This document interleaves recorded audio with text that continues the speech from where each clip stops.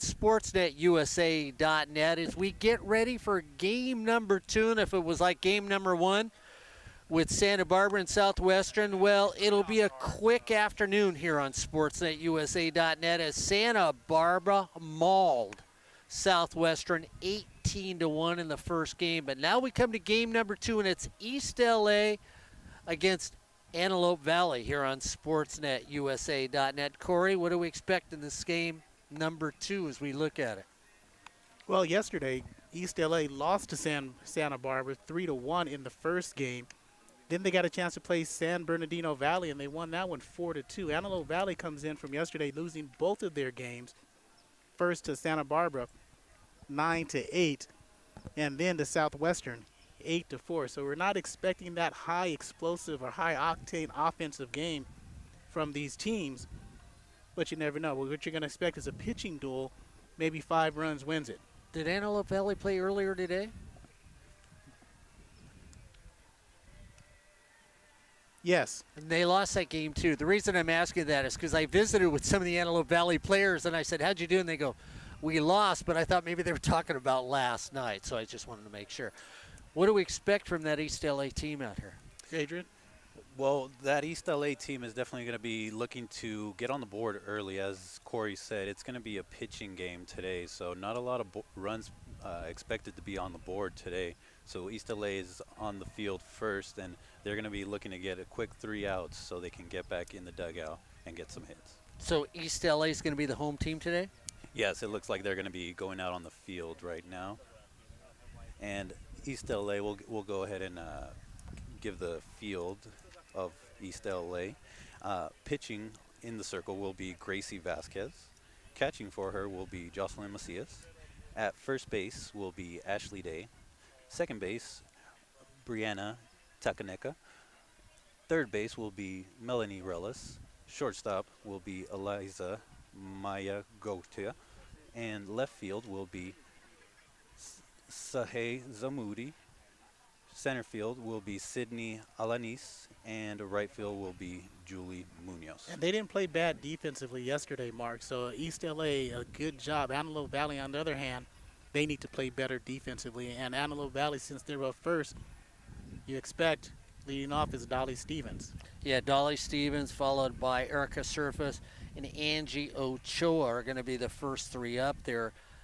Dolly Stevens going to play second. Surface is going to be in center field. Ochoa at third base today for East LA as they start off this game offensively out there.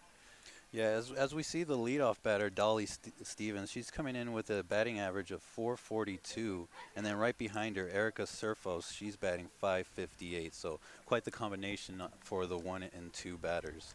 So East LA is going to take the field. Antelope Valley is going to start it off as we get ready for game number 2 here at the Golden West College softball tournament on the lovely campus of Golden West College. Don't forget, all our games are brought to you by Miller Toyota of Anaheim. Located at Euclid in the 91, Miller Toyota of Anaheim supports high school sports, community college sports, but most of all, education. That's Miller Toyota of Anaheim. Mr. Nalen, you're getting all set with your lineup cards down there. Oh, I thought you had something to say. I saw you point at me, so I thought you were going to... No, I was just about to say something about Miller Toyota. Were you really? Yes, I was. Okay. As we get ready for game number 2, and Santa Barbara was on an offensive juggernaut in that first game. Well, everything they did, we had the coach from Southwestern come over and we said, so she goes, well, I was going to go on the air with you guys, but I have to take off with my team. Love to talk softball with it. How bad was it, Coach? Well, when you don't pitch well and you don't play defense, that's 2 out of 3. She added the third, when you don't hit well.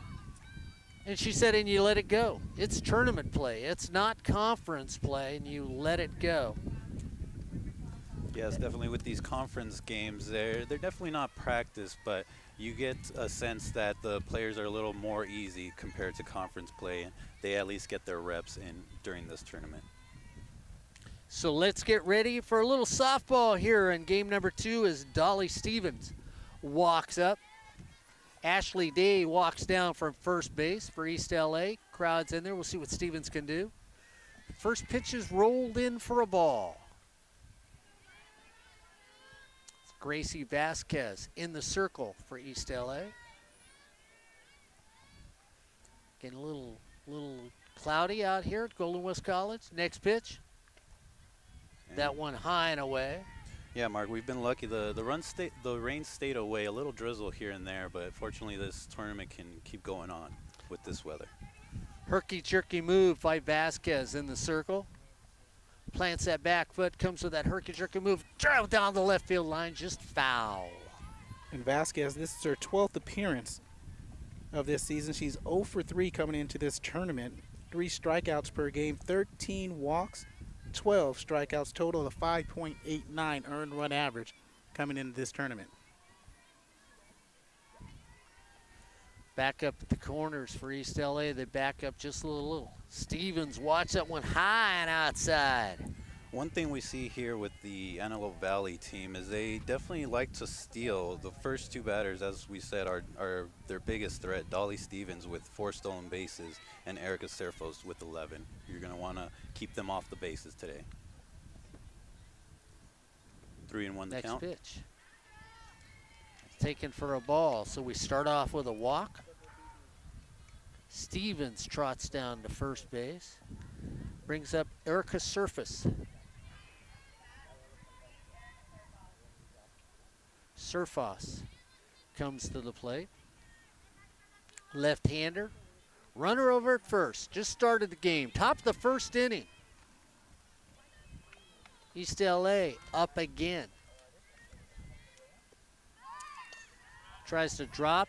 Ball's foul. Yeah, it looks like she got a little on top of that one, and it just rolled back into foul territory where the catcher was able to pick that one up. The catcher, Jocelyn Macias. It's going to be 0-1 for Surfos. Another ball in the dirt. 1-1 to Surfos.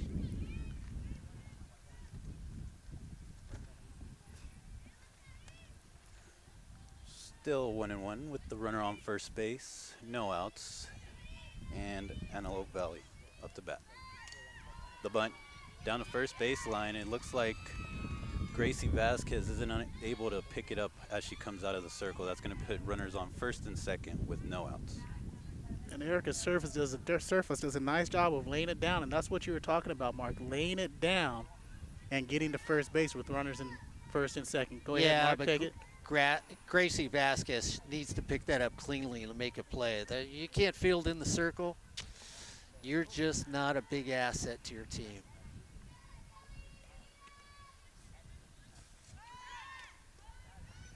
Another bunt drop down there. Throw over to first in time. So they move the runners easily on that. So sacrifice 2-3 if you're scoring at home, but more importantly, runners at second and third in scoring position with only 1 out. That's well execution of your first 3 batters. Now you have your cleanup person and Priscilla Panizo coming up to bat. Panizo looking to drive in runs here at the top of the first. They're going to have a little conversation as she gets ready to come up. Panizo yesterday singled against Southwestern in the game we called, scored a run, had an RBI. Actually had 2 RBIs, and she was 3 for 3 against Southwestern. You know, the East LA team right now, the defense, they're going to need to start getting these outs. That's one thing Coach Erica Blanco stressed is not giving up free outs. Mark, as you said, Gracie Vasquez could have had that out off of the circle, and unfortunately got away from her. So now instead of 2 outs, we're looking at only 1 out with runners on second and third for Antelope Valley.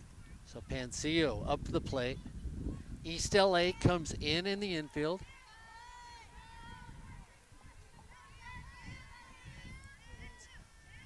Pancio. Next pitch is off the plate. Mark, as you said, the infield is in, so they're definitely going to be coming home if they see that runner on third base head home on a ground ball.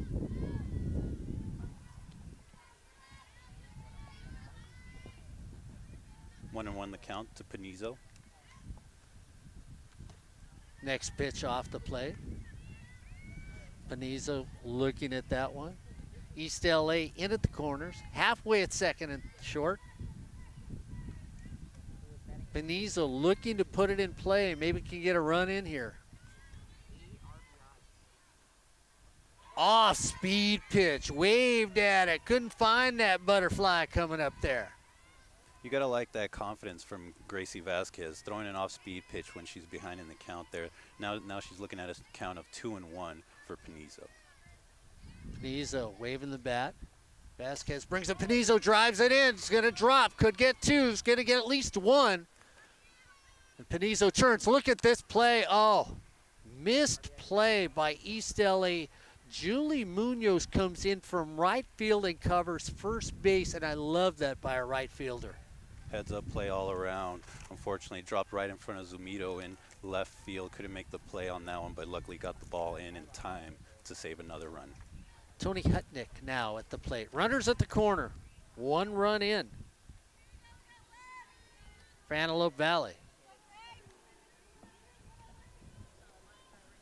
Hutnick looks at it. Throw over there. Runner heading for the home. Dive. They call her out of the plate. So a double steal tried by Antelope Valley. And what you do in that double steal is you don't even look for a play at second base. You come in early and catch it. Corey, you saw that nice defensive play. Exactly what Takanaka did. She came in early. Macias threw a nice strike to Takanaka. That's where it starts. So 2-4-2. Get out at home plate. And Tanaka, a nice throw back to home to get the lead runner. So 2 away now for Antelope Valley.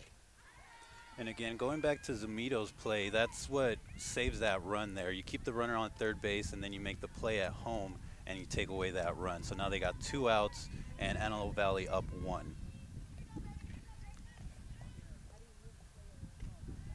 Next pitch is high and away. So it's going to be a ball. Antelope Valley says, let's strike early, which they do. We're searching for oil.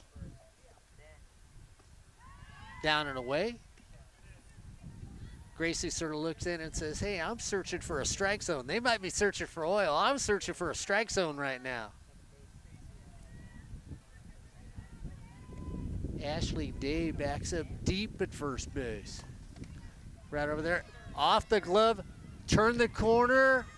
1 more run's going to come in. And Corey, you've got it once again. I'm going to ask you if that's going to be an error over there by Melanie Rubles over at third base. Morales got handcuffed. Morales got handcuffed over there because it was a hot shot, and the bounce didn't come up as she was expecting. I'm going to give her a hit because since I'm being nice. Hutnick gets a hit because it was Morales was handcuffed over there at third. You know, Corey, I'd agree with you, but we did see them clean that field, so not a lot of bumps and bruises on that field.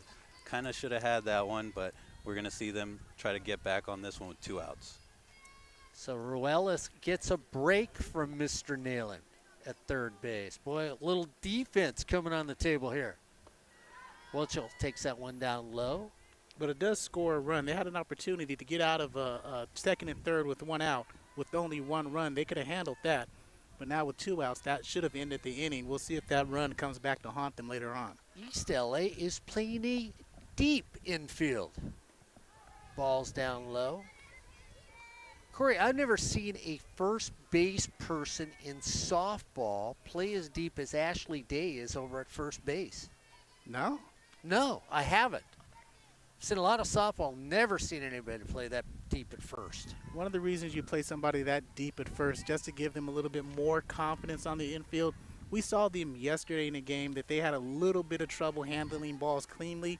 They don't want that ball to get up on them so quick at first. And then take a better angle on a ball, too, if they're playing deep. Yes, they can. So see if that's the place. Gracie brings it. It's going to be a little outside on that one.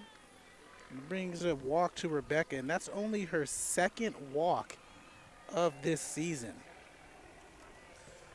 Again, going back to what Coach Cindy Vargas said about her East LA team, can't be giving up those walks with 2 outs here. Got to let the batter put it in play and make your defense work and hopefully get an out. Right now, the East LA team is not in a deep hole. They're down 2-0 in the top of the first. Still a lot of ball game left. 2 outs here. They're hoping to get the 3rd. And I shortchanged her on one. That's her third walk of this season. She walked once yesterday. Justin Tamayo comes up to the plate now. So Ashley Day must have been listening and said, well, I'll sneak in at first base just to make you happy, Mr. Pavlovich. So a snag, and Ashley Day said, you know what, maybe you were right.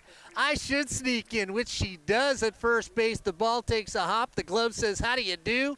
And the out's recorded at first base. 2 runs on 2 hits, 1 error. And we're all looking at each other. 3 left on base. Oh, no, I'm sorry. I was going 3 hits. Oh. Official scorekeeper has 3. Oh yeah, you gave another hit. I did okay, give her you that did. hit, You yes. did give her a hit. I didn't. So Mr. Nalen and I disagreed. That's why our number's a little different. But as we head to the bottom of the first, it's Antelope Valley 2, East LA coming to bat. Because, Mark, in this democracy that we live in, you and Adrian had the error, but the official scorekeeper had it a hit, so it's a hit. Boy, I tell you what. As Munoz, Takanaka, and Macias are the first 3 up for the Huskies. Julie Munoz, Brianna Takanaka, and Jocelyn Macias, first 3. Then it's Gracie Vasquez, Ashley Day, Eliza Mayagoita, Bianca Diaz-Dado, Melanie Ruelas, and Sahey Zamudio rounds out the batting lineup. And in the field for Antelope Valley, Nalise Garcia, Sally Miramontes, Tony Hutnick, Dolly Stevens, Angie Ochoa at third, Justine Tamayo at short, Priscilla Panizo in left, Erica Surfas in center, and Destiny Madrano in right field. So that right side of the defense of Stevens and Hutnick, they played well yesterday, and you'll see Stevens switch from second to short depending on how the game progresses.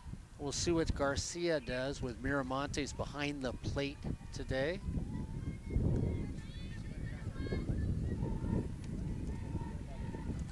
See the wind blowing to the right field side here. See if the East LA team can take advantage and go the other way with the pitch. AVC's got a helicopter over top saying, hey, I'm an alumnus, you're up by 2. Little drop right down there, and immediately East LA says, well, what you can do, we can do better, as Munoz gets a base hit on her first swing. Came into this game batting .325 with 11 RBIs. That's her 14th hit. Where she came into this tournament with 13 hits. So Takanaka comes up now. Brianna. No stolen base attempts by Munoz. Squares. Everybody moving on the play. You get that wheel play going on there for AV. Hutnick breaking down from first base. Surface breaks over towards second to cover it. Next one's taken as a strike.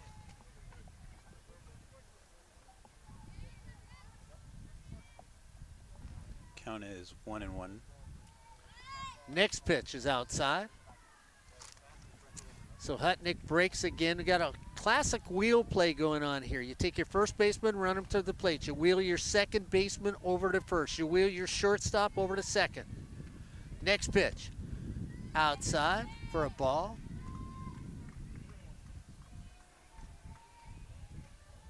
Tanaka says, hey, you know what? Give me an opportunity. I'll give you an out if you give me an opportunity. Squares again. Drops it right down there. Turn, throw over to first, and the sacrifice happens, and the out is taken. Beautifully done by Takanaka to get her teammate in scoring position now with only 1 out. And both these teams are good at manufacturing runs. That they don't have the power that these other squads have. That was what we mentioned or saw last game against with Santa Barbara, but they can get those runs across the board. Macias now up at the plate. What you call it, Mark? Station to station? Station. I love station to station softball. I really do. I mean, I think you can produce runs with getting a base hit. Next pitch, down and away. Macias again showing she has that good eye. She's leading her team with 8 walks. So she's up there being very patient and not swinging at pitches that aren't in her favor. Fouls the next one away. Took a little rip on that one, 2-0 count. Now it's 2-1. So Garcia in the circle. Taking her time, flipping it home. Doesn't get the call. Well, Corey and I are both looking at each other saying, yeah, we know we got a coach in front of us, but boy, howdy, that looked pretty from up here. Made me a little weak in the knees right there. Next pitch. So now we've got runners on first and second, 1 out for East LA. And how often does that happen when you don't get that strike that you knew was a strike out there, and then you come back, lose a little bit of concentration, and you throw that one high? Happens all the time. Gracie Vasquez now up the plate. Gracie looking to get some runs on the board for East LA. Takes the first one at the knees for a called strike. Antelope Valley top the first, up by 2.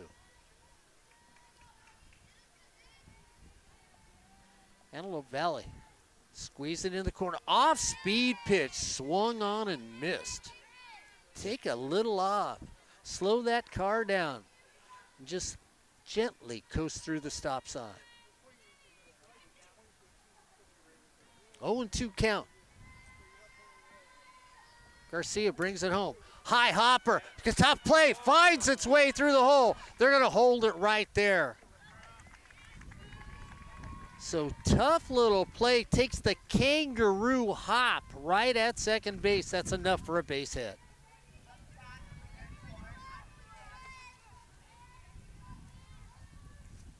Brings up Ashley Day.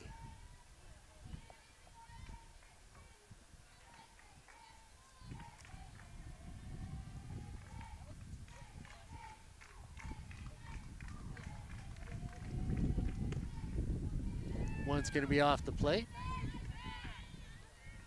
So let's squeeze that infield in. If you're Antelope Valley, let's get them on top of the hitter. If the ball comes at you, you're going home. Can you get that double play? Well, yeah, if it comes back to you, you're going to flip it home. And Corey, hopefully you're going to get the runner at first base. Yeah, Day was 0 for 2 yesterday in the ball game. She did have a sacrifice. There's only 1 out. She doesn't have blazing speed, so she's looking to lift something in the outfield or sit something straight through. Antelope Valley says, we're coming in tight, and Ashley Day says, please do, because I'm taking it to the wall. 1 run in, 2 run in. Here comes around the corner, the play at the plate. Not in time. Day sitting at second, 3 RBI. She said, no, I don't need to lift one. I'm going to put one through, as we see down the third baseline, and that was a pretty hit. She turned on it, and there was no chance for Ochoa to react to that play. So 3 hits, 3 runs for East LA.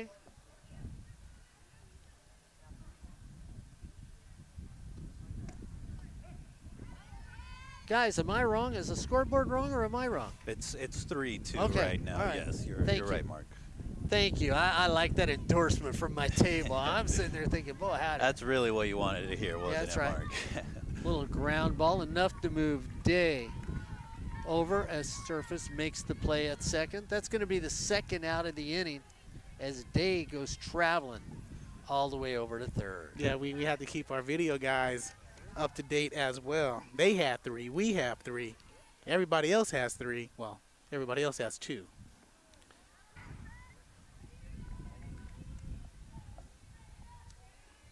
So, Bianca, the only home run in the season for East LA belongs to Miss Diosdado. Diosdado puts it up in the air. Easy little fly ball. Lots of speed coming in there and just yanked out of the air right there by Panizo. So Panizo in left field gets a little giddy up in her gallop, but gets it in. So 3 runs on 3 hits. No errors, nobody left on base. As we come to the end of 1, well, it's East LA 3, Antelope Valley 2. And they fixed it. They fixed it. You're watching the Golden West College softball tournament on Sportsnet, USA.net. And now we're going to give, we're not? Oh, Mark Pavlovich, that's you, Corey Nalen, and Adrian Paredes with us. He's going to take over for this inning for you. You need to give that golden tones of Mark Pavlovich a break for an inning, and you're going to analyze. Give us some golden nuggets. Show that softball knowledge that all the coaches brag about. They do like me, don't they? They do. Yeah, That they do. You're an easy, likable guy. I Oh, like that. wow. Tell you what, just send your checks to. Well, Adrian, have a ball and let us know what's going to happen. Well, we're now going to see Sally Miramontes lead off for Antelope Valley. They're going to have Destiny Medrano follow up, as well as Dolly Stevens. That's going to be your 1, 2, and 3 starting off the top of the second for Antelope Valley Marauders. Antelope Valley lost all 3 games so far here in the Go West Invitational. And tomorrow they'll be taking on Golden West, the host, at 11 a.m. Hopefully they're able to get some rest today. I know it can be tough having all those games back to back. They're definitely out here scrapping on this beautiful Saturday.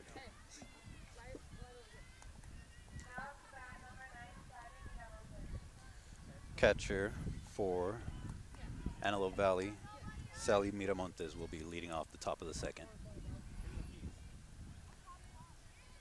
Vasquez steps in the circle. And the windup and the pitch. Nice little off-speed pitch there, and it's going to be called a strike. 0-1 to Sally Miramontes. Miramontes really hasn't had many times at bat coming into this tournament. She was batting .600 for the season. Second pitch is lined, and it looks like the second baseman, Brianna Tanaka, is able to come up with it and throws a dart to Ashley Day at first for the first out of the inning. That's going to be 1 out for the Marauders. And you see what a couple runs in the first inning can do to your team. East LA didn't have this vibe, that energy, that excitement in the first inning. They were a little lackadaisical. Brianna Tanaka right there shows that she's up. They're in the lead. They want to keep that lead. And she gets dirty like Mark Pavlovich, like his softball and baseball players, dirt on the front. Getting started early in this game. Next pitch from Vasquez is a ball. 1-0 now to Destiny Medrano, the batter. Destiny Medrano, the right fielder for the Marauders today. Second pitch is swung on and missed. That's going to be 1-1 to Medrano. You watch East LA, they play deep at short and second. Now, I have been told they do that because of the angles, Corey, because they want their second baseman and shortstop to have better angles on ground balls. As we see there with Tanaka, she's able to cover much ground on that. Count is 1-2 to Medrano. The pitch from Vasquez. And it's swung on and missed for the third strike. That's going to be a strikeout for Medrano. 2 outs now in the top of the second. Dolly Stevens is now coming up to bat. We see Vasquez now feeling comfortable on the mound. She has a nice, comfortable 1-run lead, and she's up there working 2 quick outs to start the top of the second. Stevens steps in. Last inning, she had a walk, and that's going to be a ball. Mark, you notice the catcher's trying to frame that ball up top, down low. How difficult in the game of softball is it to frame that pitch? Well, you really do have to have your glove in the right position to start with on a frame of pitch, because an umpire will watch where the seam of the glove is. And that one's lined out to shortstop Aliza Mayagota, and that's going to be the third out of the inning with no runs, no hits, no errors, and none left on base. We're now going to see Melanie Relis lead off for the East LA Huskies, followed by Suji Zamuda and Julie Munoz. So you said Ruelas, Zamudio, and Munoz coming up for Antelope Valley, and the score now 3-2 as East LA put up those 3 runs in the first. An exciting first inning. I think Santa Barbara rubbed off on both these teams. They saw Santa Barbara put up 18 against Southwestern and say, we're going to try to put up as most as we can here in the second day of the Go West Invitational. And we're going to see if we're going to get a couple coaches on the air with us. during this game, either the Santa Barbara coach or the assistant coach for Golden West. Either one will be happy. You know, and really that's the one thing we haven't talked about. We have some outstanding coaches with outrageous resumes that are out here that manage these community college softball teams. We hear about all the big kids in D1. I tell you what, I'll take some of these coaches in their youthful days and put my team together and take on some of those D1 coaches. And it might be more impressive at the community college level because you're pretty much still a teacher out there. Coach Brasney said the most interesting thing that yesterday, that the kids coming in here, they just don't know the game. They've been told what to do and they can't really think for themselves. Melanie Reno's showing bunt, Relis, excuse me, and she grounds out to the second baseman for the first out in the bottom of the second. Dolly Stevens at second base with the pickup.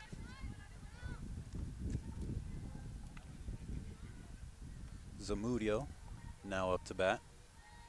1 out for the East LA Huskies. She's showing bunt, pulls it back, and that one's going to be a ball. 1-0 the count to Zamudio. We see a little shift in the outfield. They're shifting to the right side of the field, seeing that wind coming in. That's going to be ball 2 now to Zamudio. Well, they really see a hitter that can't pull the person that's in the circle right now. They think she should be late on anything she swings at.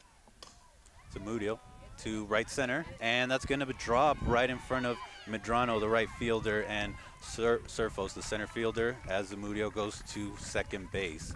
She's going to take that extra bag, showing the wheels, and that's going to be the first hit of the bottom of the second. Zamudio last at bat in last game doubled, had an RBI. First at bat this game doubled, gets on second with only 1 out, a chance in scoring position. And I call that a mental mistake by Antelope Valley. You shifted your outfield for that exact hit, and your outfield played it a little weak defensively. I thought that was dropping all the way. First pitch to Munoz is a strike. 0-1 the count to Munoz. I'm giving credit where credit is due. Remember that at the end of the game, Adrian. He's giving credit. Yes. Where credit is due. Might have to write that one down. Only if you earn it. Strike 2 to Munoz. 0-2.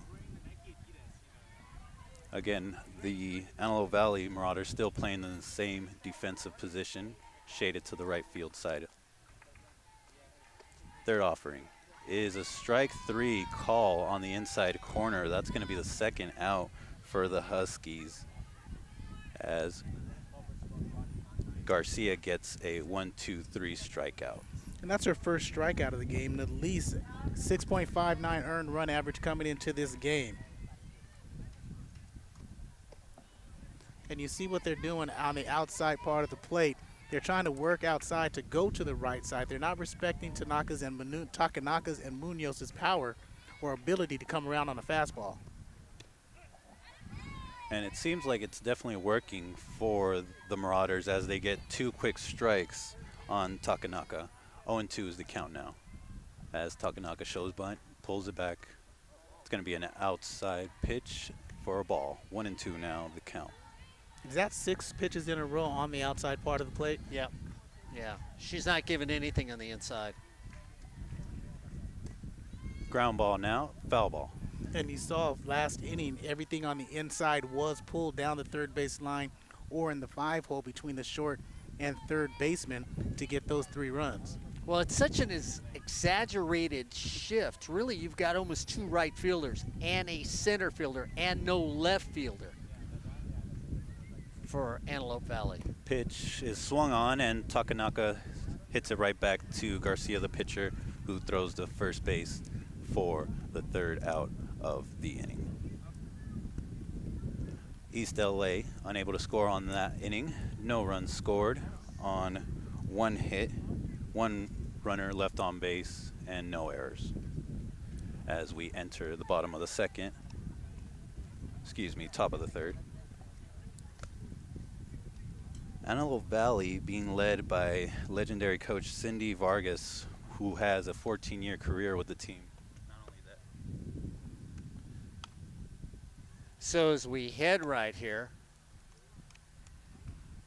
to the top of the third, And what's happening here is that scoreboard's behind us. Scoreboard's decided to slow everything else. They still got me in the second inning.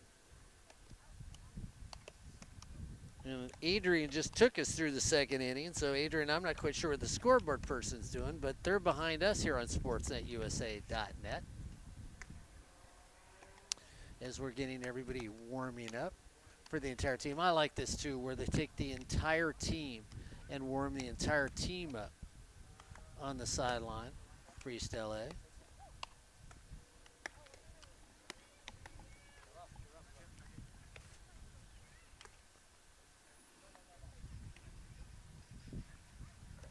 Arnell coming on with us at this time. And Mark,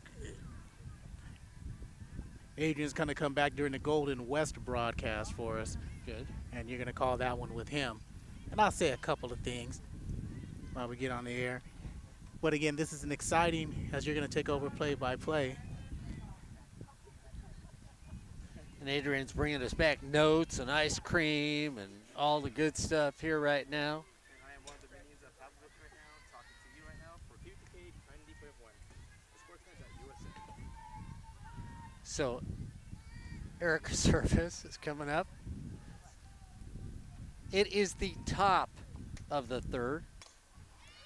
And we got down the middle over here, we're going to have first base, and we got first base over here. Good. Can't do it. So it's going to be a base hit. So AVC is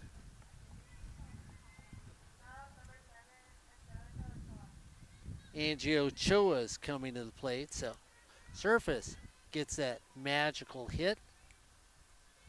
Ochoa coming to the plate, drop the sacrifice, squares again. It's going to lay right there. Throw over to first base in time.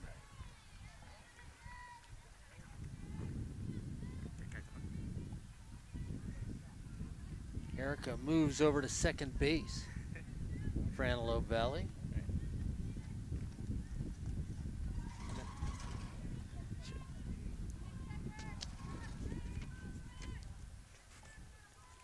So, Mark, with one out and there's a runner on second again, Antelope Valley has another spot in scoring position. So Panizo now up at the plate.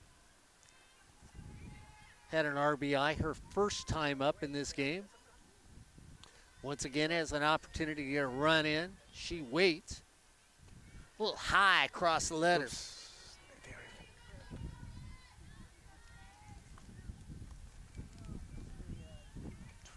And across those letters, that's one of those things, that's a full pitch to get you running, try to chase. It looks good, it looks good, it looks good. Oh no, gets on me. I got nothing.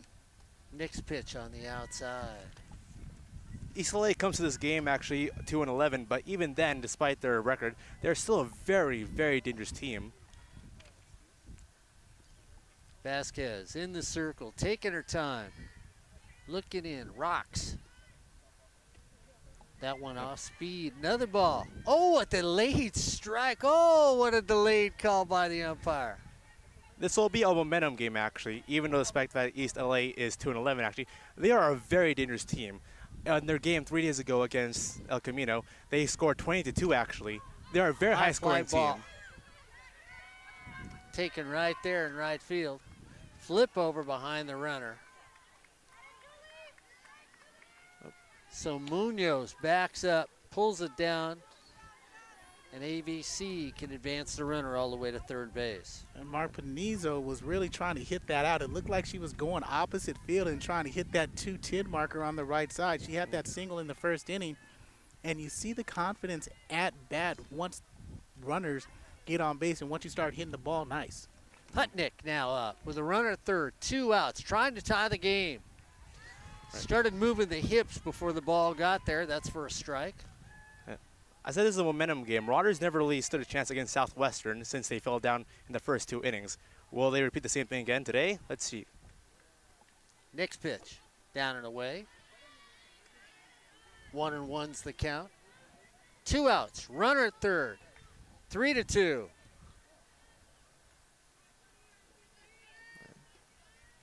Vasquez looks in, brings it home, high and away.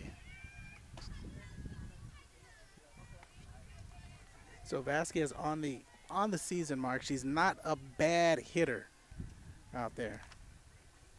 Or excuse me, a pitcher out there, Gracie.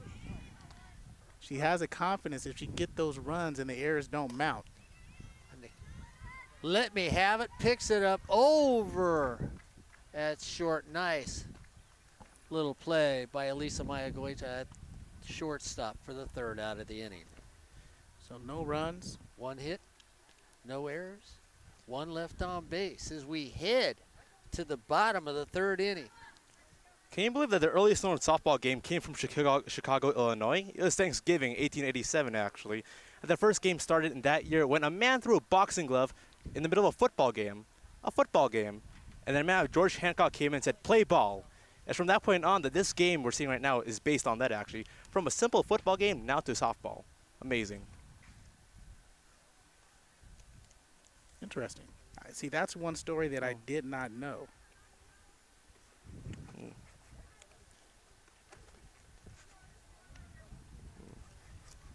It's also strange, actually, that softball games also came from firefighters exercising, actually. Before, some firefighters would go out do exercises and play a game called kitten ball, diamond ball, lemon ball, actually. Now we're at softball today, actually, in today's generation.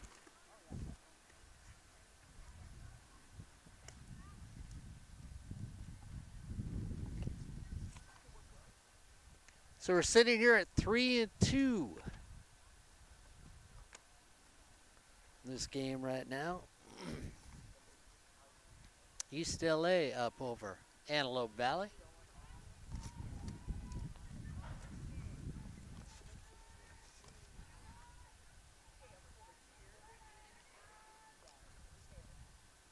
So Macias, Vasquez, and Day.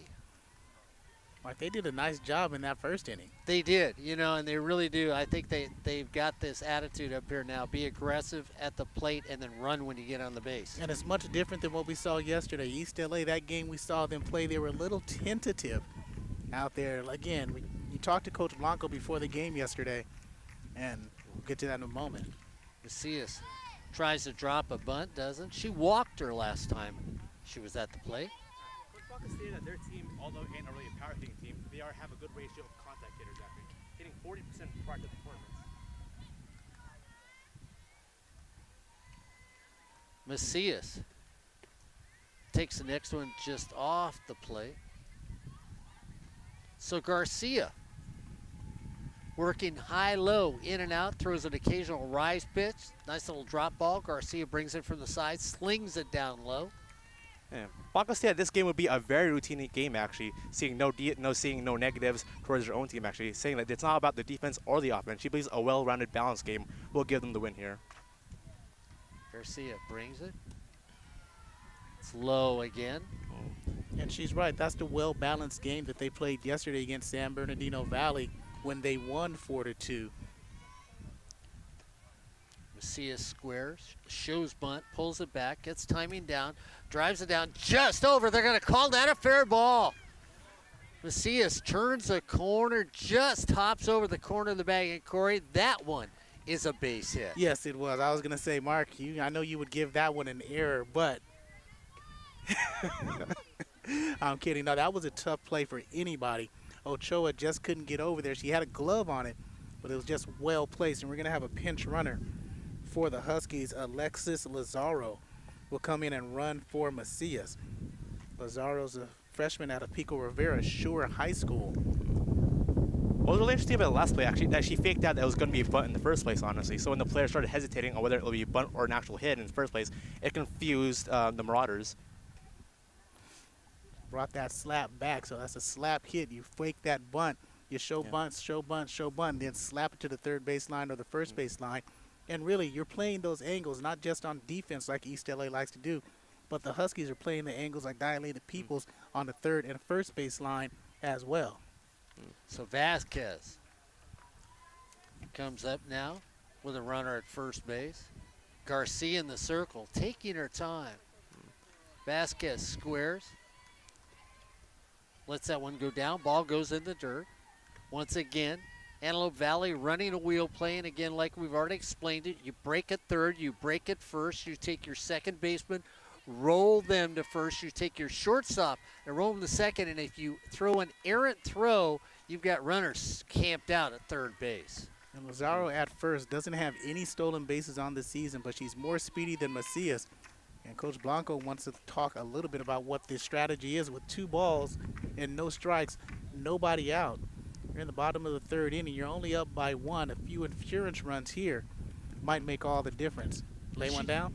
Yeah, and she's done a great job since she's been over at East LA. I mean, she's taken a program that has struggled and survived it, made it a really progressive program as a softball coach.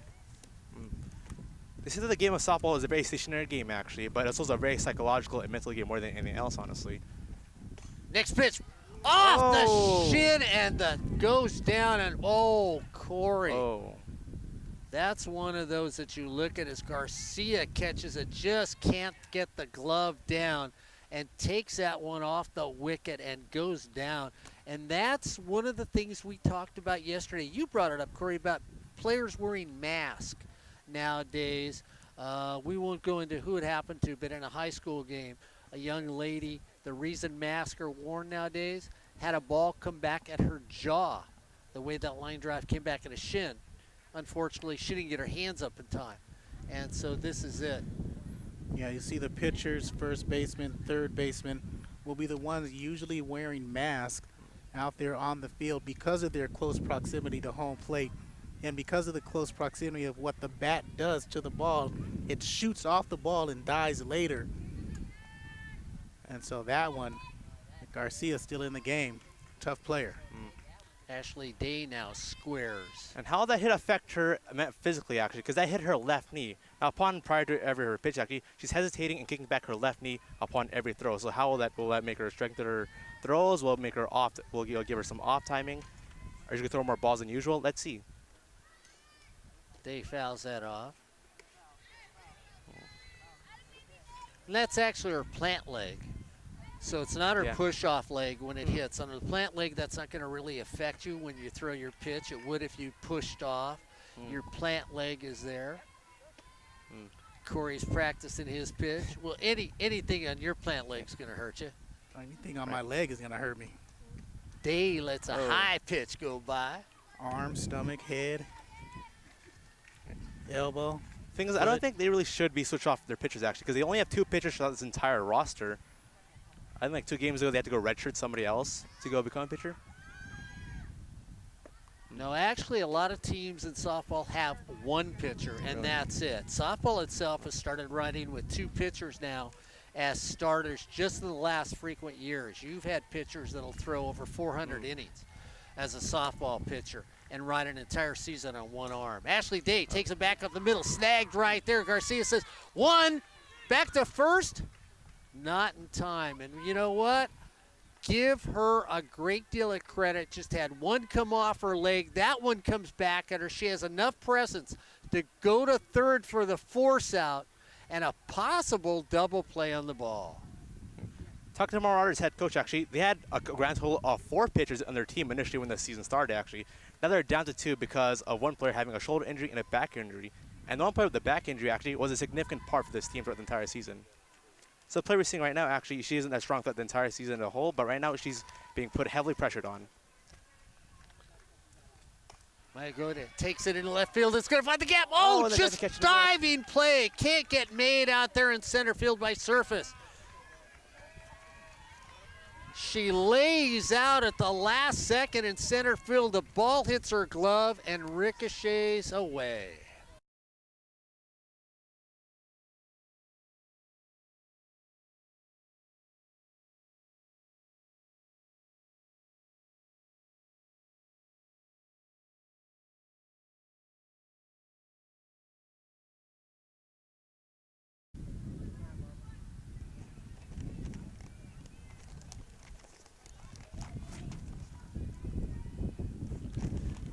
Estado now up at the plate for East LA. Designated player of this game. Wind picking up, actually, that could alter how much a fly ball can affect the throughout the entire game. We can alter how a hit can be. We can alter how fast a pitch can be, actually. Let's see if the weather can affect the team here. Next pitch. High and inside.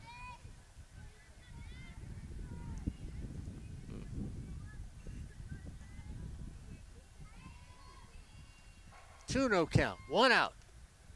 Next pitch in the dirt. Gets through the wickets again. Another run comes in.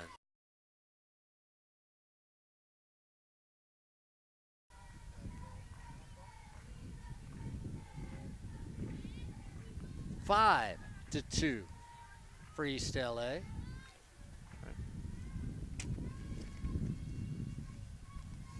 Antelope Valley now creeps in at the corners.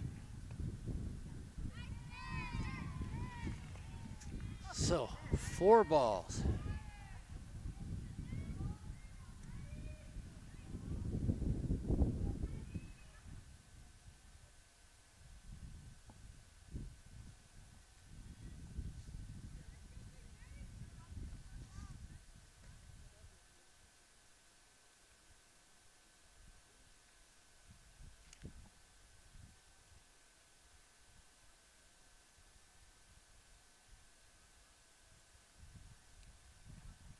So, Corey, I think we're going to get a pinch hitter.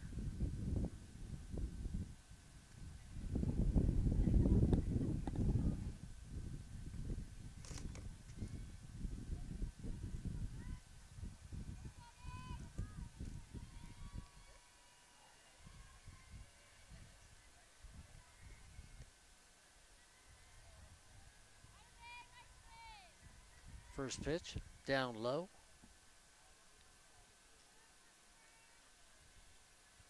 Brittany Madrid now up the plate. Madrid takes that one high and away. So Madrid comes up as a pinch hitter.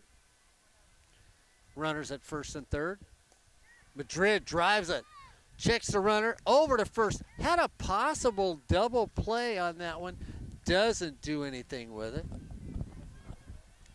It was Maddie Roberts. That was my mistake that came up as a pinch hitter. Mr. Ed Ford now on the air with me. Well, it's softball, so thought I'd just step in for a second or two. You know. So East LA looking to find an answer in the way they played today. They're up over Antelope Valley 5-2. Clouds are coming in. Little fly ball going in there, easily taken for the third out. So Antelope Valley gets 2 runs on 3 hits, no errors, and 2 left on base. East LA does. I'm sorry, it's East LA 5, Antelope Valley 3. You're listening and watching the Golden West College softball tournament on Sportsnet USA.net. And for Antelope Valley, center fielder, that's Erica Surface. Yeah, that if she could have made that catch, The diving one, backhanded, that was close to. I mean, if she was just 8 inches faster on that one, or would have been 8 inches closer to her, she would have made that catch. It would have been an outstanding catch. Even though she didn't make it, she did knock the ball down enough to where it didn't roll all the way to the fence. Kept it in front of her, so kept it in just front do of what her. you had to do. You know, interesting field. We were talking to the Golden West coaches last night too, Ed, and we were talking. You know, Scott Beck always brings up atmospheric pressures in a softball game. They actually told us because of the field being so close to the ocean that the ball in late afternoons and evening games here has absolutely no carry on this field. So, I mean, Golden West College could never really be a team that could have that big power hitter because it'd be like the old days where they used to move the fences back against Sue Lewis because she'd hit the ball so far. It's almost the same principle here at Golden West College. Well, we are close, and we've got a wind coming in, blowing straight into from left field, so anybody who hits it that way, and as we've done many softball games over the years, Mark, and a lot of softball games at in Huntington Beach for the PGF, you do get that factor where the late games, there's the wind, and then there's the atmospheric change and also the temperature change. So it does knock the ball down somewhat. So we head to the top of the 4th inning, and Welchel comes up for Antelope Valley. Rebecca walked her first time when she was up. Gracie Vasquez still in the circle for East LA. Welchel drops that hip on the next pitch, doesn't get anything. Gives that little extra torque there, Ed, just before the ball gets to her at the plate. Gracie dips, brings it home. Welchel looks at that one. East LA playing a deep infield.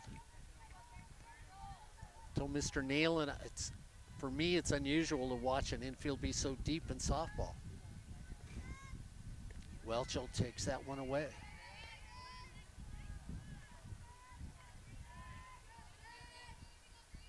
East LA,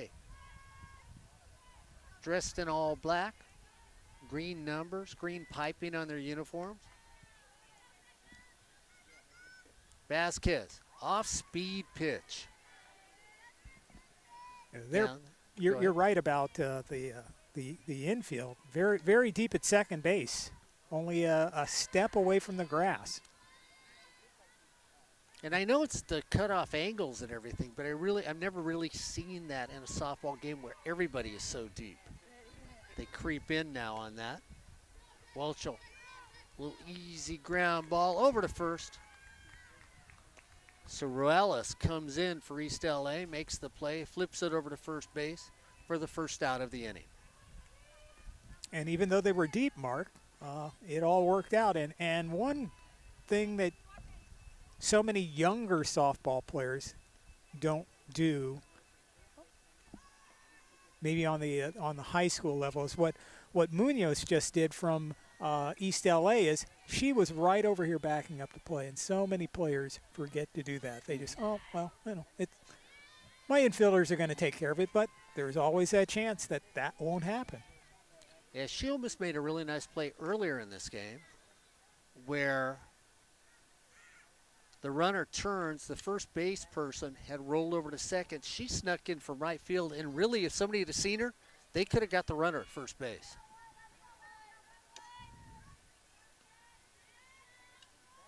Four innings in.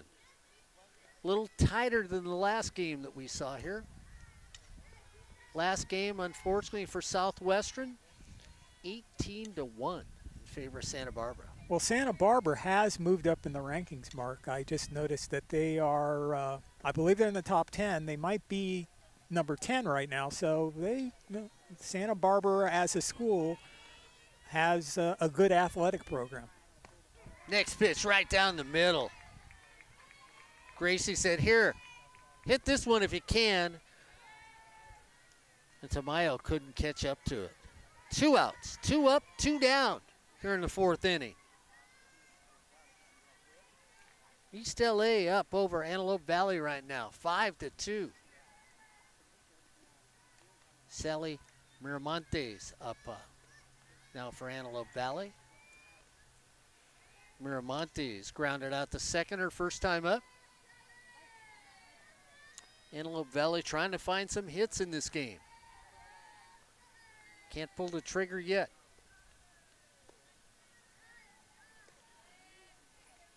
Gracie Vasquez doing well from the circle, taking her time.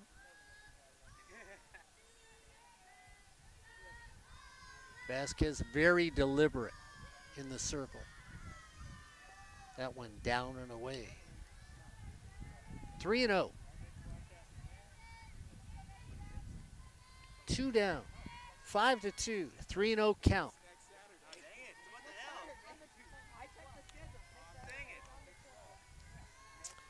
Vasquez looking for a strike.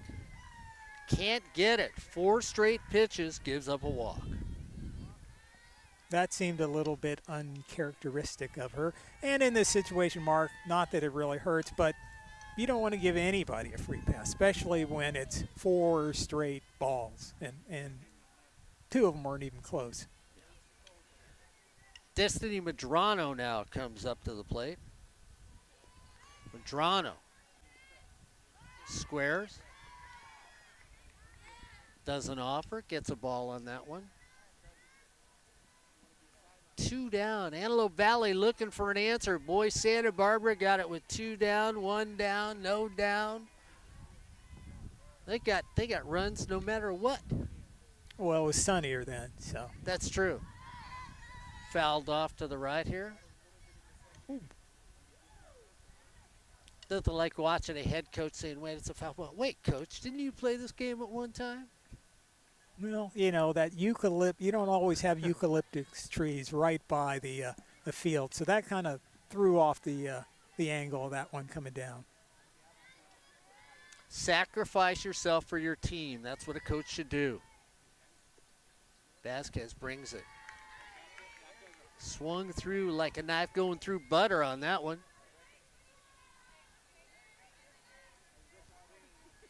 East LA feels like they're in control. Antelope Valley looking for something to help them out. Just off the plate. We're down the right field line, so we can see where they line up on the body. There's lots of times we look here and say, boy, that's a pretty pitch, but it could be a foot outside. Gracie, one more time. Looking to drop of the gap, take it out there, down on the knees. Nice little catch by Zamudio for East LA for the 3rd out of the inning. Yeah, Zamudio, she did a good job on that one. So for Antelope Valley, no runs, no hits, no errors, but one person left on base. As we head to the bottom of the 4th inning, it's East LA 5, Antelope Valley 2. You're watching the Golden West College softball tournament on Sportsnet, USA.net. Ed Ford, I'm Mark Pavlovich, Corey Nalen prancing around. Cameras galore.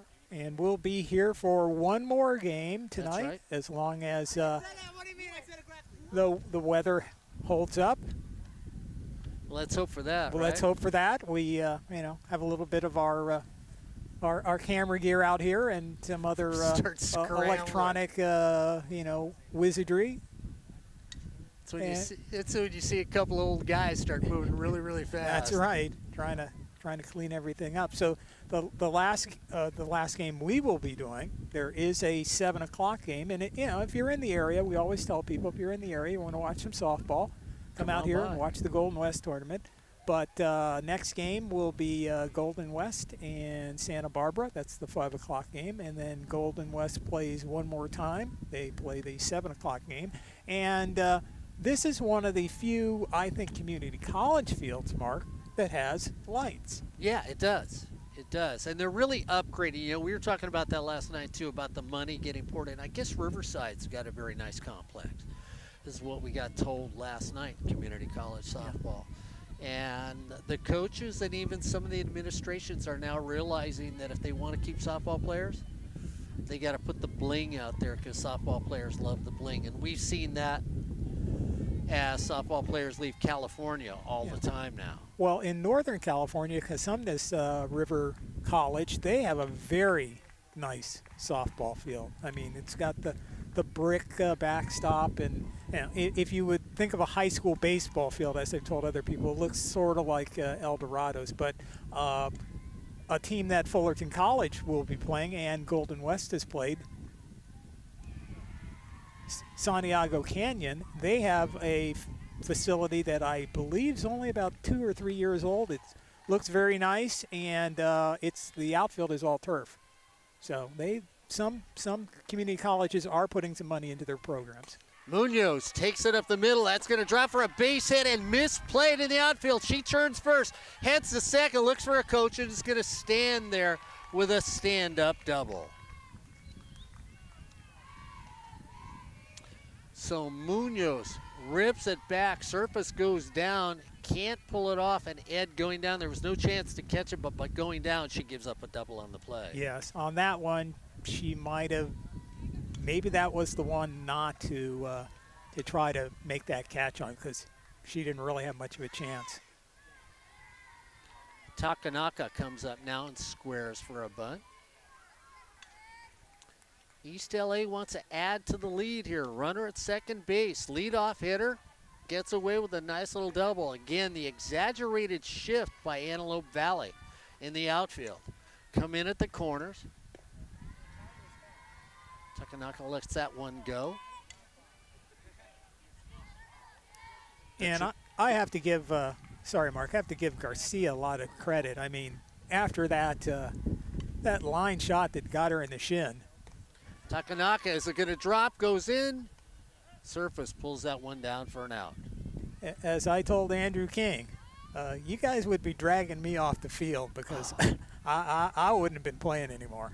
Yeah, when she first got hit and then she went back in the circle, I was really, really surprised because, it did hit her plant leg, not her push-off leg. But, that just shows you how tough these young ladies are. Oh, yeah, she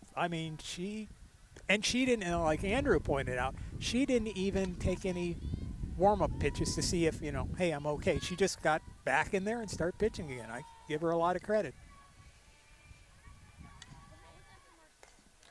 Little seeing eye dog's going to drop once again, station to station. So taken right there is Macias. Gets a base hit. And gives East LA a chance to add some more runs here, Mark. I mean, it's only one out. They're up 5-2 here in the fourth inning, and they've got runners at the corners. So you get a fly ball here, you score one at least. I mean, unless it's really shallow. Anything that gets past the outfielders, you could score two. Little pop fly. It's going to be enough. Let's see. Oh, just out of the reach. From Hutnick. So Hutnick comes dancing down foul territory, looking over her shoulder, trying to make that over-the-shoulder catch and just can't pull it off. Well, it's good we didn't set the table up down there because the gate swung open and Hutnick would have come through and been part of the cast. That's right. Well, we have a spare headset. Vasquez fouls that one off. And it looks like she took one off of her foot. And our groundkeeper is down there, Mr. Corey Nalen. The Renaissance man. Now he's looking for his paycheck. Said, hey, I did a task down here. I fixed the field. Where's my money?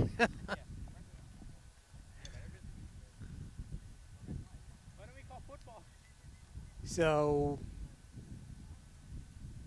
we've got a little break in the action because of the fouling it off her foot, but she seems to be okay. That's another one. I mean, you catch it off the toe. And if you don't have that steel tip on your shoe head, I mean, that toe is throbbing for a while. I mean, there's so many, or you're in step. I mean, it's.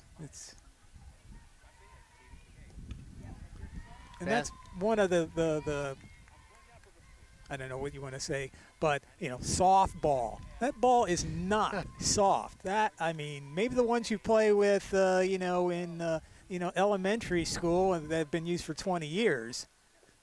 But not what they're using here at the community college, NAIA Division I, and the high school level. Those they're hard. They're hard. Don't get hit by one. Next ball down and away. 2-2 count. One out. Runners at the corner. Next one. Ground ball once again. Oh, they've got the runner hung up. Runner back to third. Got the pickle going on. Nice little tag there. Runner goes from first to third. A textbook rundown by Antelope Valley. Not more you can add to that. They did what they needed to do and had players backing up players, ran the runner back the other way, and then there is no chance because then you got East LA got their runner up to third base, and that was about it.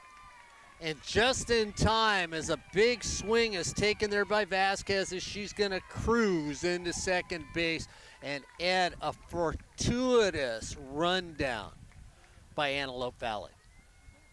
Yeah, because if that didn't happen, then you would have scored, you'd have two more runs. Yeah.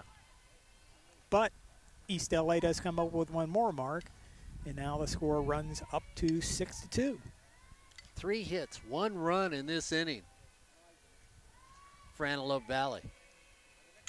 For East LA against Antelope Valley.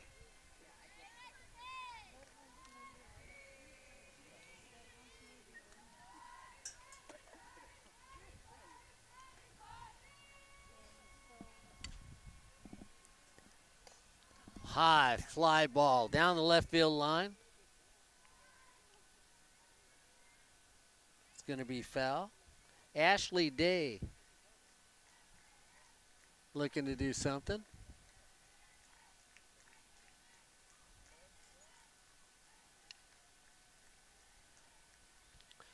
Ed Ford, Corey Nailing on the air now. Ashley Day, little grounder. Pickup, throw off the wrong foot. Nice little play made over there by Dolly Stevens. So that's going to get you out of the inning. But East LA is going to get another run. 1 run on 3 hits, no errors, and 1 left on base. It's now LA Valley 6. LA Valley. East LA. You guys didn't even stop me. East LA 6. Antelope Valley 2.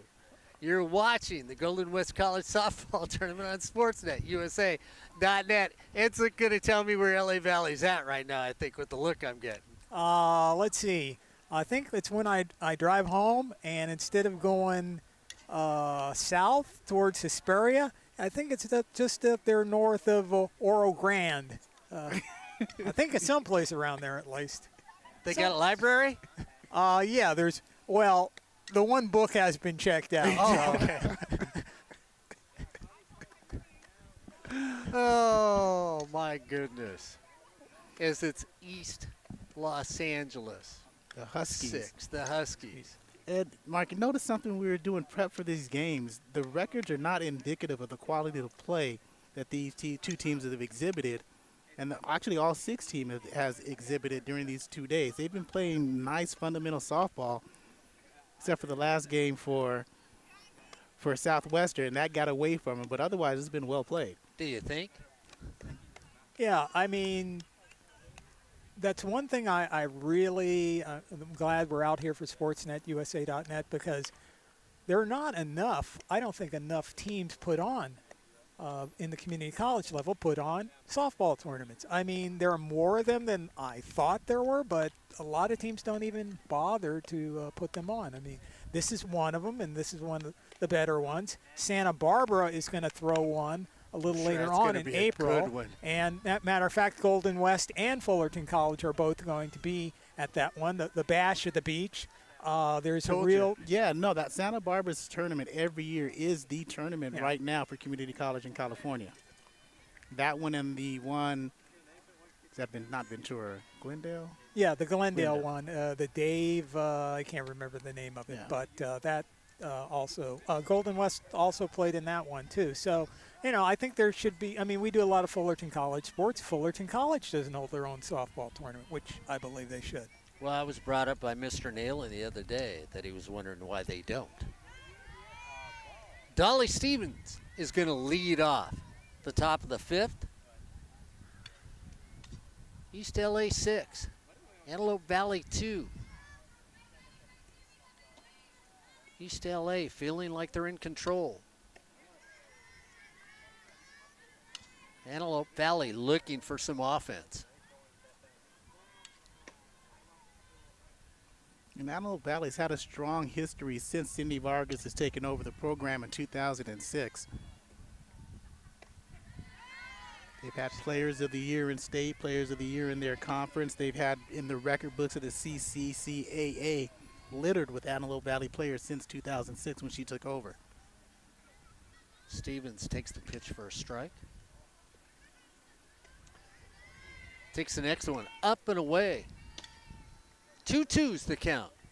There are a lot of good programs here at the community college level, and well, both of you guys know softball very well, and we do a lot of softball on Sportsnet, USA.net, everything from D1 to high school, and Dolly Stevens looked at that one and said, that dropped from where? That went from the 9th floor to the basement for a strike. Yeah, that was the express elevator. But, you know, we've had coaches, well, when we did Cal State Fullerton, Kelly Ford, longtime coach at Mount Sac, took them to the state championship numerous years, won it 4 or 5 times. I mean, there are a lot of coaches at this level that are very good. And I think what happens is people focus so much on the high school and then Division I, where they think, oh, well, it's community college, whatever. But a lot of times you have young ladies who play in high school where, you know, perhaps their coach didn't see their potential, or perhaps there were players who, you know, let's face it, there are players with connections.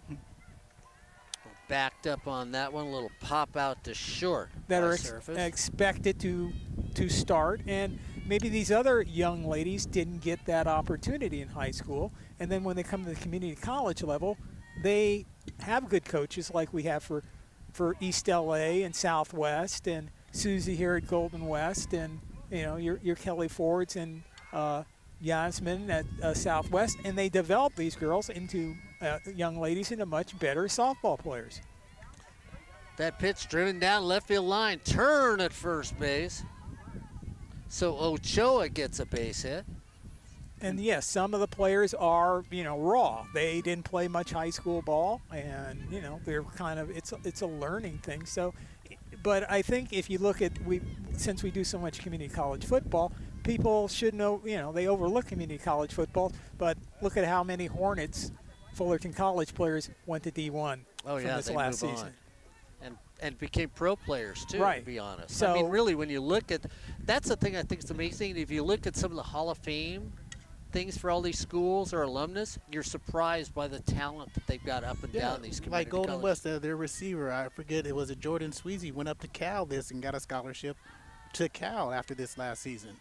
Right, and if you look at the Super Bowl, the losing quarterback, hey, he played community college football. Mm-hmm. So there is a lot of talent in all the sports here at the community college level, and people should be supporting them. Yeah, Butte had a really good community college quarterback. Yeah. I think he wears green and gold. Green and gold, yeah. He's thrown a few touchdown passes, I've heard. Yes, yeah, he's got a Super Bowl ring. Always getting a Green Bay Packer reference in a game. I don't care what it is. Oh, it could be any. He's done it in badminton. Yeah, he has. Uh-oh. Going over here, foul ball. Air SportsNetUSA.net. What kind of catch was that? He should have been climbing the fence on that one. That was a Pacifica High School baseball play. You got it. I got it. Oh, Eric Pesolano, I got it. Benizzo fouls that off. Next pitch. Drilled into right field. Solid base hit for her.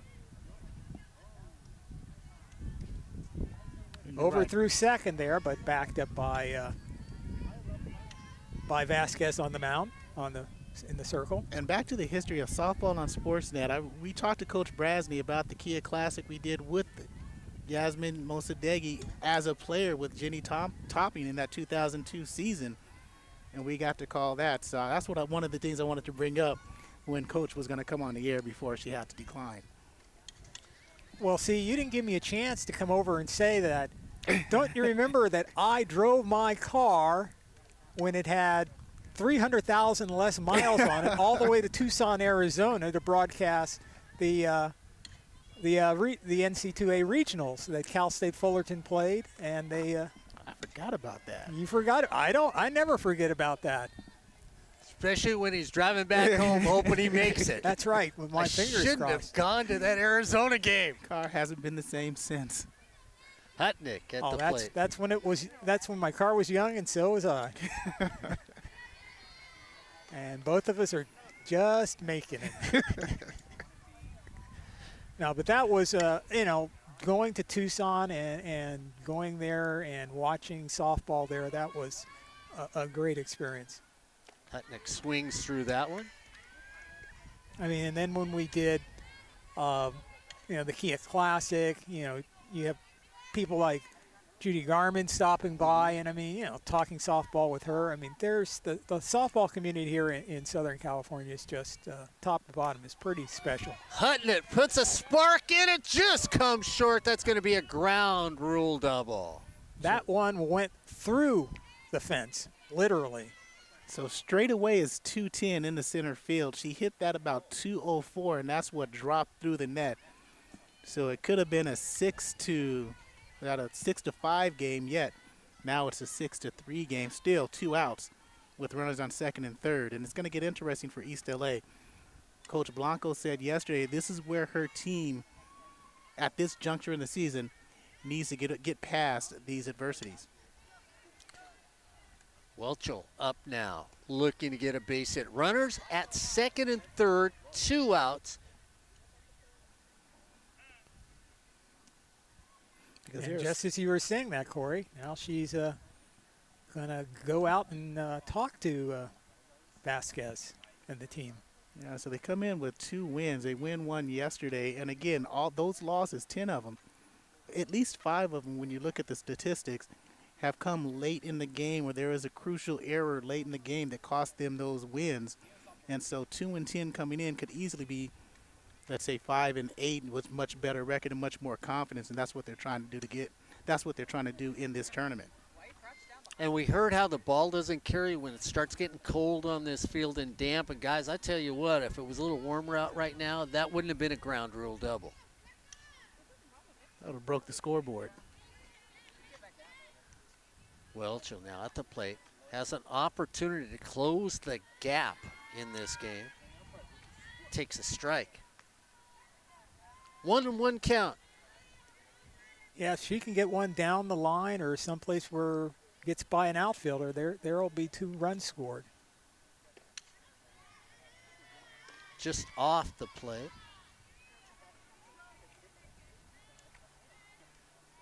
Of course, I don't think Vasquez is going to make it that easy for her. Unlike Mr. Nealon, the scoreboard's behind us again. They've got it 6-2. It's 6-3 in this game. Welchel fouls it off. Okay, thank you, because I said 6-3, and I'm looking at the scoreboard. I was like, okay, did I mess up? No, because Ochoa got on, Panizo got on, and then Hutnick just hit a double. And you've got Hutnick at second. Excuse me, somebody disappeared out there.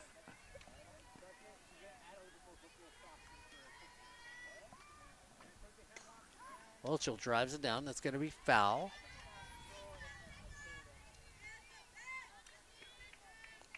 I mean, you got 2 outs, and when you started the inning with Dolly Stevens, unless this is a horror film and somebody's getting eaten by the dirt monster, somebody scored a run.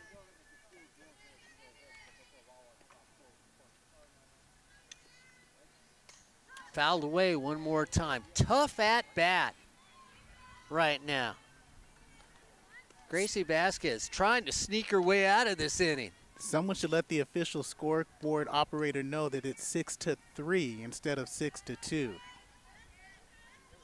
But sometimes when you give those subtle hints, they just go unheeded. Okay. Yeah, this is quite an at-bat. I mean, a lot of pitches.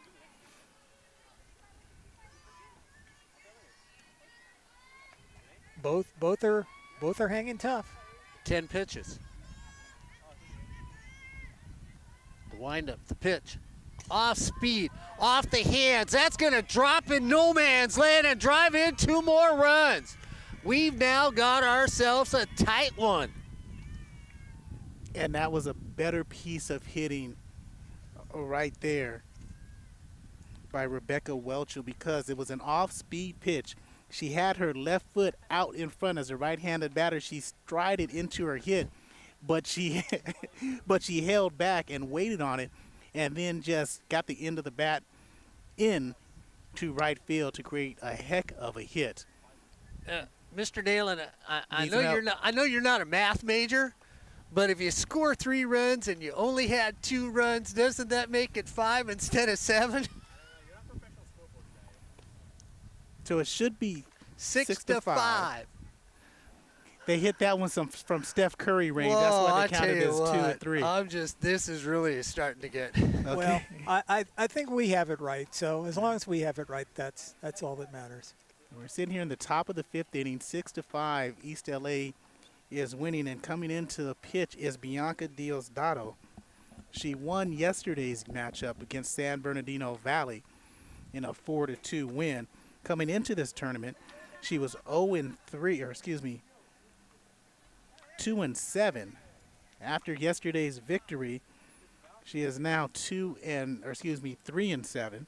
Came into this tournament with a 7.85 earned run average, and she's looking to quell this tide that Antelope Valley has gotten, and it's played out much to what we thought in the beginning of the broadcast. Yeah, we thought this was going to be a close game, and when it looked like East LA was going to get up there and just run away with it, a little surprised what was going on.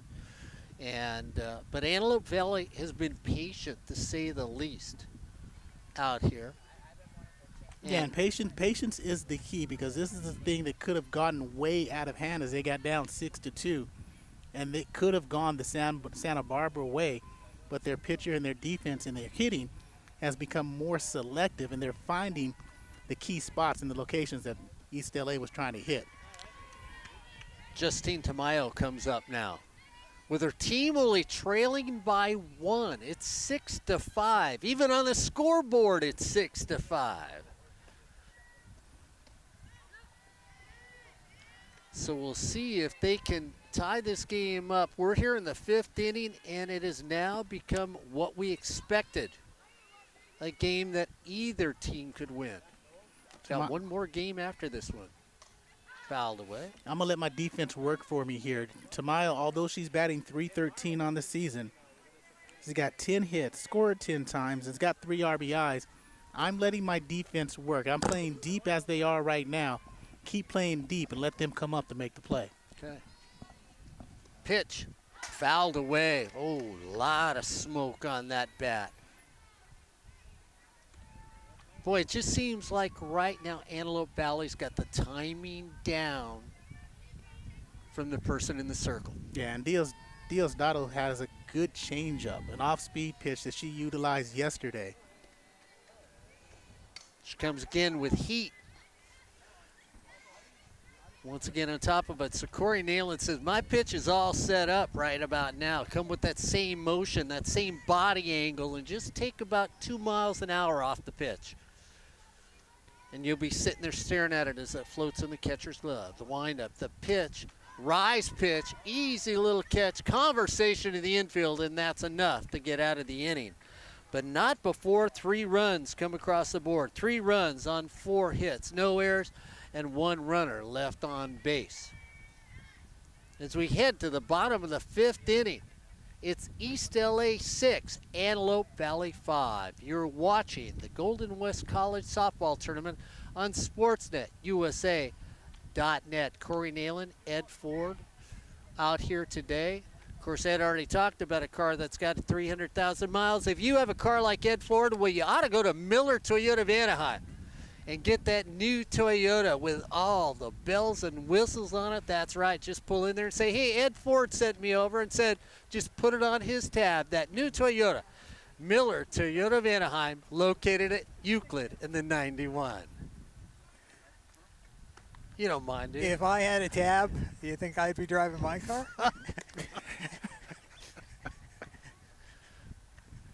Well, you're just one of those people that just can't let anything go, Ed. You like to keep memories hanging around you. You know, live in Victorville, own a car with 300,000 miles, still show up at Fullerton College.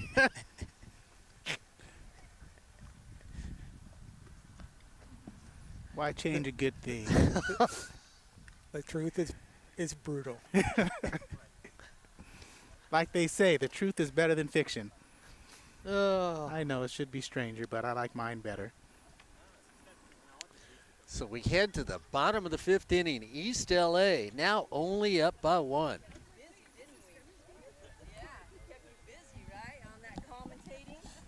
But Andrew King was... Yes, you did. Andrew, yes, you did. That's the head coach. Coach? Hey, Corey, is that the head coach? That's the doctor. That's not the retired doctor. That is the doctor. We had a retired.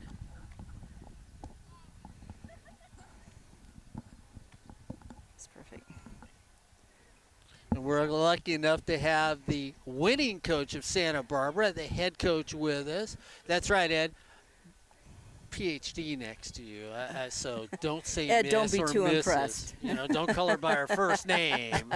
Don't be too impressed. Some of us have gotten in trouble for not doing that. She already knows the story. I told it to her out there before the game, so I just wanted to make sure I wasn't going to get my name is. Yeah, no, hey, here's the way it works. It's just PhD is piled higher and deeper. That's all it is.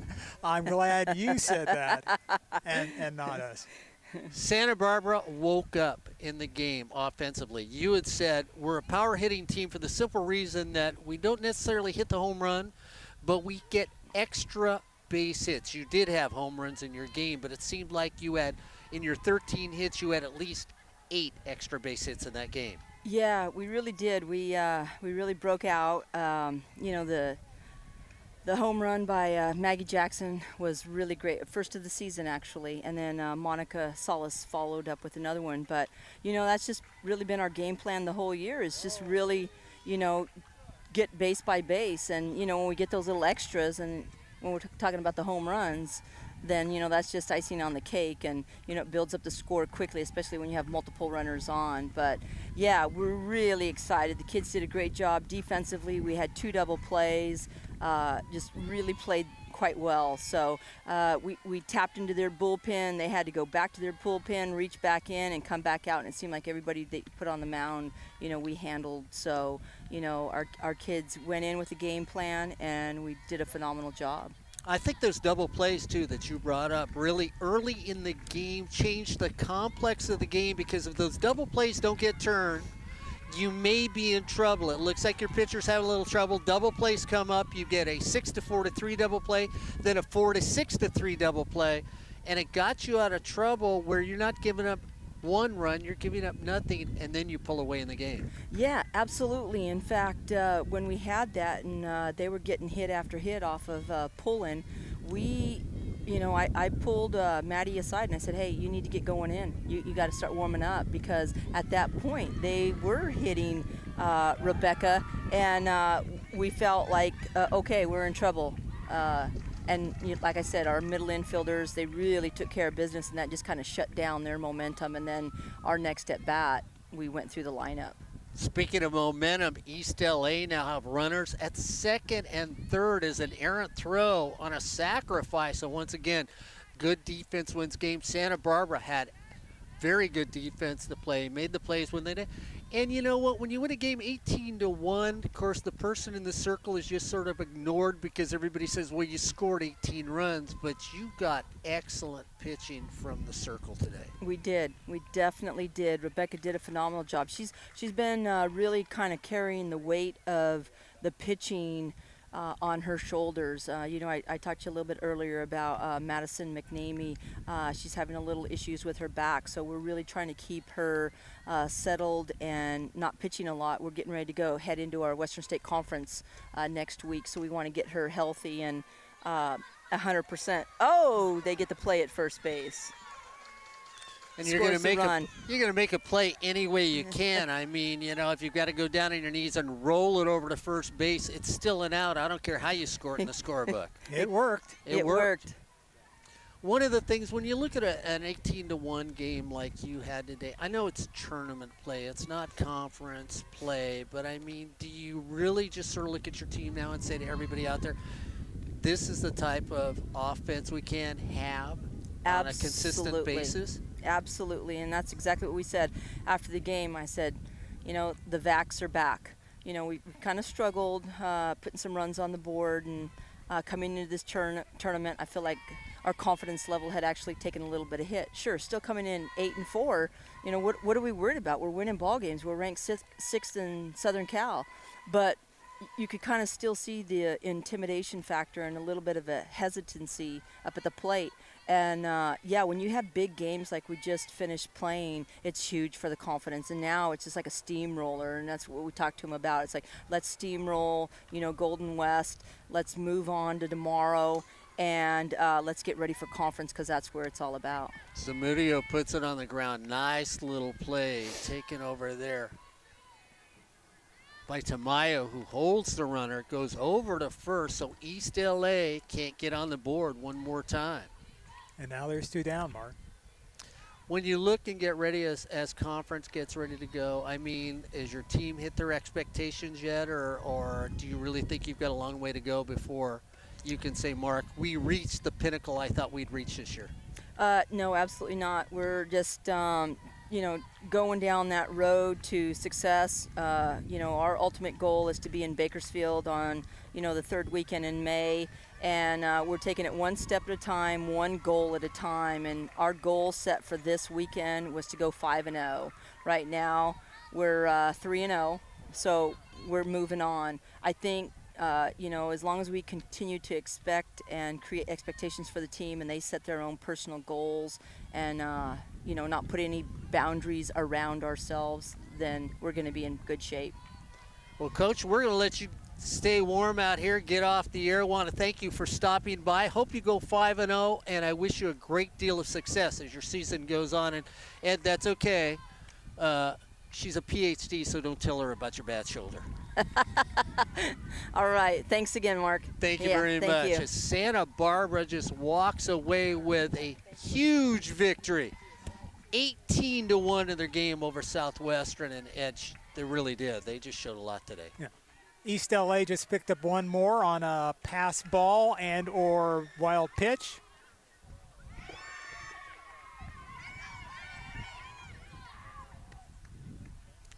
And Ed, this is a play where on that last one for East LA, when you've got an opportunity to make a play, and you saw Dolly Stevens have an opportunity to tag the runner at second base, doesn't make that play and try and talk Julie Munoz over at second base, bypasses her for a throw at first and then throws it in the dirt. You've got to take that third out when it's a gift out right in front of you. Yeah, I mean, whatever's closest, and it is the third out, so it really wouldn't matter how you got it. And if you got the ball and they're not at the base yet, you can always block them. Once again, Stevens goes over. This time she takes out Tanaka, but not before East LA gets a couple more runs as they pick up.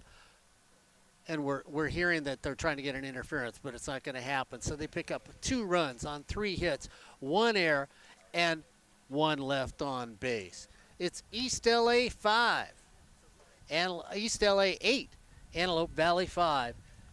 Just keep giving the game away to the other teams out here. You're watching the Golden West College softball tournament on Sportsnet, USA.net. Ed Ford, Corey Nalen, a cast of 4,000 out here at Golden West College. I sort of add the same way the scoreboard does. So for every number, I just tack on another 150. Santa Barbara, now she's got Santa Barbara. She had Santa Barbara rated 6th when she was standing next to us, is what she said. They were rated 6. So, and you said you had seen them in the top 10. But really, when you look at the rankings and everything else, of course, one of our friends, Scott Beck, said rankings really don't mean much.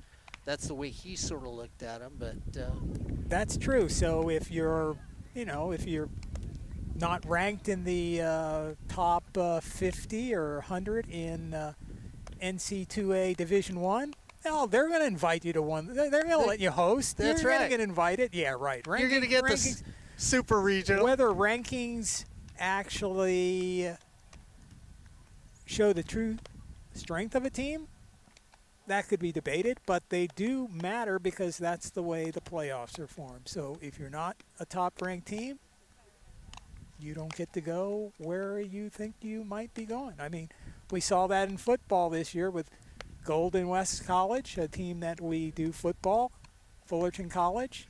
If they were ranked higher, they would have been in the actual playoffs instead of just bowl games. So, I mean, the rankings do mean something. I mean, we just can't say that because that's the way the playoffs are formulated in college.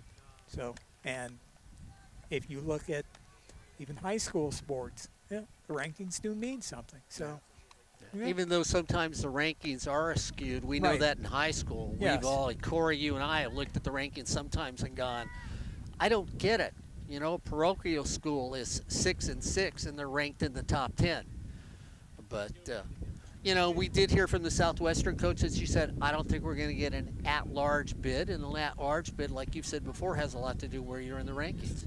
Exactly. So, I mean, it does matter. Like I said, they may not be accurate, but that's just the way the thing is formulated. Antelope Valley trying to get there, puts a charge in deep into the alley, turn the corner. Once again, the power continues for Antelope Valley. And with the wind blowing, Mark,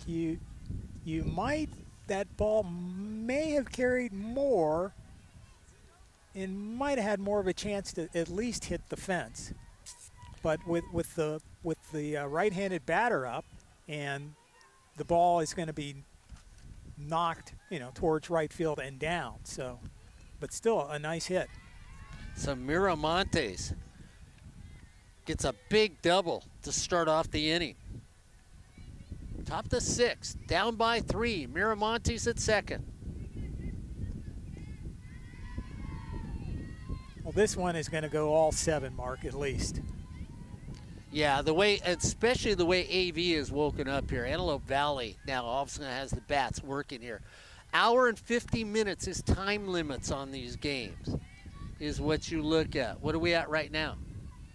An hour and 50 minutes? So we're right at that time limit.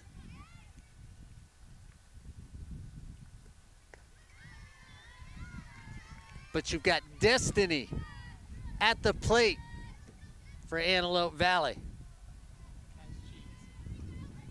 Like that, huh?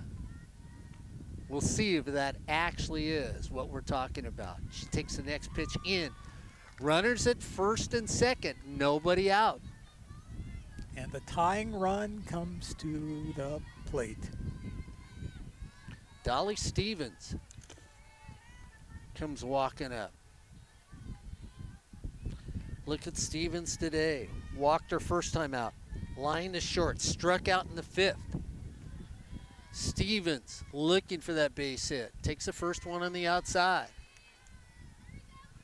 Outfield straight away for East LA. And that's one of the unfortunate things in whether it's a high school tournament or a community college tournament, anything where you have the time limit. You can't always get in the full 7 innings because you've got another game coming up on the same field, and everybody faces that problem. In at the corners for East LA. They creep in now. Stevens takes that, goes down in the dirt. And I like those time limit games because it adds a sense of urgency to your team. If you don't get it here, if you're playing well like East LA, that confidence may turn over and continue in the conference play. Stevens takes a high strike. She just smiles after and says, you know what, that could have been inside. That almost hit me, but I got you on. 8-5. East LA up over Antelope Valley. Stevens locks that front leg. Gets a delayed strike on the call.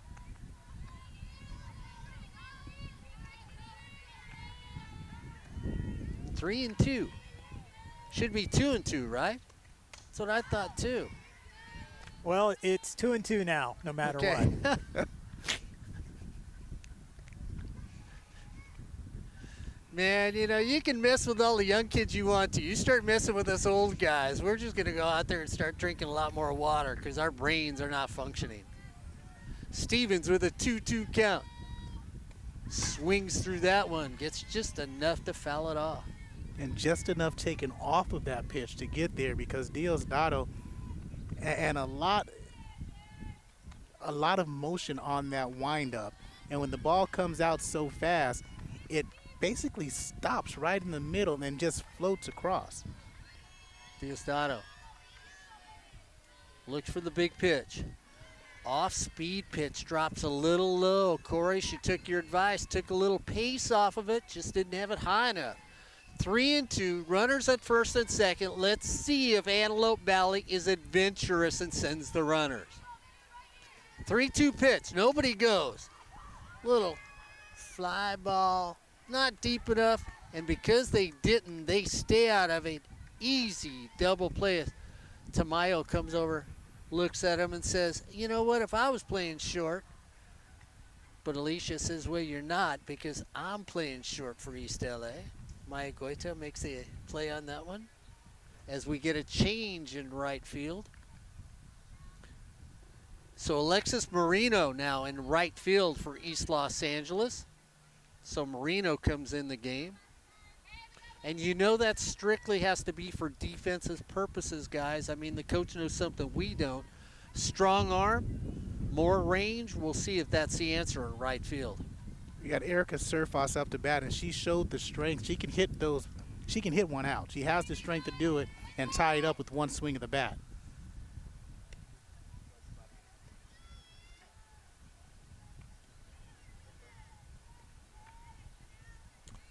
So Surface comes up. And it'll be interesting how they pitch her. Right now they're playing straight away. Are they going to pitch to the outside and stay exclusively on the outside? Anything comes in, she has a strength, and she's playing deep in the box. So any fastball, she's waiting on it, trying to turn. In at the corners for East LA. First pitch is taken for a strike. She looked like more like she was going to slap it there. Infield in. They step in a couple steps defensively. Takes that one for a strike. So 2 step overs. So you see the strategy. They just want to get on base, keep the inning alive, and keep it going. 0-2 count. Half swing, strike 3. Now that one I don't understand about, because she half swing and she looked like she was slapping at it. She's been hot lately. Well, she's been hot in this tournament. I kind of don't understand why they didn't let her swing away. I'm not a big fan of the slap hitting, so I can't tell you what was going on there. Angie Ochoa takes the first pitch on the outside. Ochoa up there. Dropped a couple sacrifices in this game. Got a base hitter last time up. Ochoa takes that one knee high. And now, Mark, East LA is only 1 out away from getting out of this inning, where earlier it looked like, Antelope Valley could have put up 1 or 2 runs. Ochoa says, well, throw it to me high. Yeah, I will. I'll throw it to the top of your helmet. She swings underneath it. Talk about swinging and the windup is still happening. She swung and the ball wasn't even close. Payoff pitcher. Taken for a ball, and you can hear the moans behind the plate. We don't have the angle, but guys, it was the right level. Don't know how close it was. 2-2 count. 3-2 count. 2 outs. Runners at first and second. 3-2 count. They start in motion on the pitch. Ochoa looking, the third baseman for Antelope Valley, looking to put a charge into it. 3-2 count. Foul tip, strike 3. Big strikeout, because you have Priscilla Panizo coming up. Yesterday, RBI double late in the games yesterday. Right there, she comes up with the bases loaded. She's been hot. And is that going to be the game? So Antelope Valley ends up no runs on 2 hits, no errors, and 2 people left on base, and that takes us to the end of this game because of the time limit. So East LA pulls off an 8-5 victory over Antelope Valley. You've been watching this game from the Golden West College softball tournament here on Sportsnet USA.net.